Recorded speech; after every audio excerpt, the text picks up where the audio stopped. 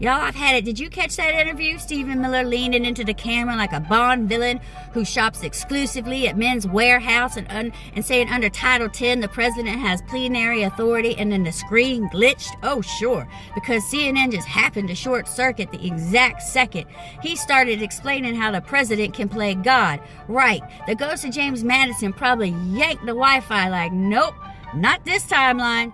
Let's translate this for the folks in the back. Plenary means complete, absolute, unlimited power. It's not a normal word for Democratic people to throw around. It's the kind of word that comes right before authoritarianism starts trending.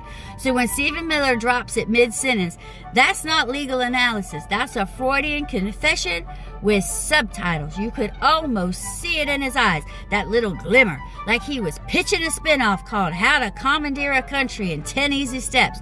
The man oozes power fantasies. He talks about the law the way a pyromaniac talks about matches, with too much enthusiasm. Every time he says Title 10, you can practically hear the Constitution packing its suitcase.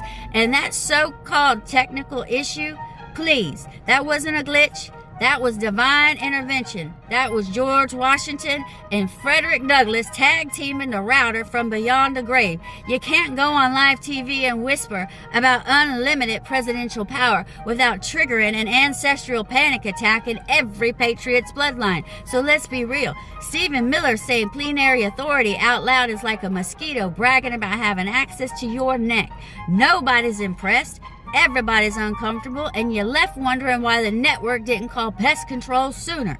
He said it like it was gospel. The president has plenary authority. Buddy, the last time someone in this country said that with a straight face, we were still arguing about powdered wigs and divine right.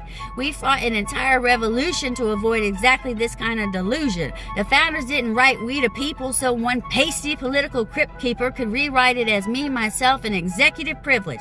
Here is the truth. There is no such thing as unchecked power in a republic. That's the whole point. The second someone starts romanticizing the idea of plenary authority, you're not listening to patriotism. You're listening to a preview of authoritarianism with better lighting. And it's always Stephen Miller, isn't it? The man looks like he sleeps upside down in the archives of the Federalist Papers. He talks about democracy like it's a problem he's been hired to solve.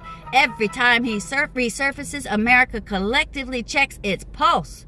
So no, Stephen, you don't have plenary authority. You have plenary audacity. You have plenary arrogance. You have plenary nerve to stand there and pretend the presidency is a throne. The only thing plenary about you is your capacity to creep people out while pretending it's policy.